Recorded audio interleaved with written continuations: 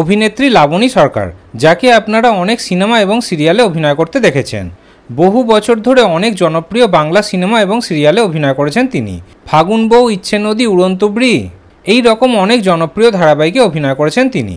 তবে গত কয়েক বছর ধরে অভিনেত্রী কিন্তু বাংলা সিরিয়ালে অভিনয় করতে দেখা যাচ্ছে না, শুধু সিনেমা এবং ওয়েব সিরিজেই অভিনয় করছেন তিনি। এবার অভিনেত্রী লাবণী সরকার একটি সাক্ষাৎকারে এমন একটি কথা বললেন, যেটা শুনে দর্শকরা তার ওপর খুবই রেগে গেল। সম্প্রতি একটি সাক্ষাৎকারে বাংলা সিনেমার সুপারস্টারদের নিয়ে কথা হচ্ছিল। সেখানেই উঠে আসে বাংলাদেশের সিনেমার সবচেয়ে সেরা নায়কের কথা, অর্থাৎ অভিনেতা শাকিব খানের কথা। সেই ব্যাপারে কথা বলতে গিয়ে লাবণী সরকার বলেন যে তিনি নাকি শাকিব খানকে চেনেন না। আর এমন কথা জনপ্রিয় অভিনেত্রী লাবণী সরকারের মুখ থেকে শোনার পর অনেকে কিন্তু তার ওপর বেজায় চটে গেছেন।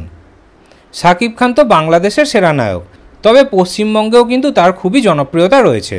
পশ্চিমবঙ্গেও কিন্তু তিনি অনেক জনপ্রিয় সিনেমা উপহার দিয়েছেন। তাই শাকিব খানকে না চেনাটা কিন্তু খুবই অবাক করা ব্যাপার।